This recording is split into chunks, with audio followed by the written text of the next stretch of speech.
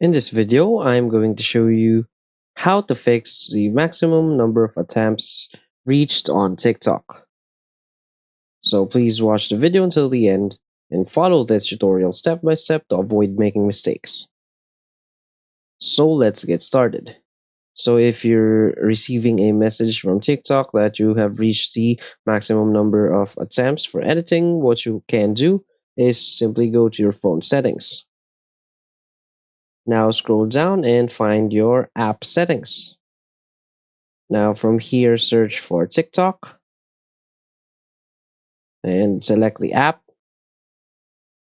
Now scroll down until we find storage. Now let's tap on storage. Now from here, what you want to do is to simply first clear the cache and clear your data. So what this does is it clears our TikTok data so that TikTok won't be detecting that you have reached the maximum number of attempts. So after deleting your cache and data, what you want to do is go to your Play Store or your App Store and search for TikTok. Now what you want to do is select TikTok and make sure that your application is updated to the latest version.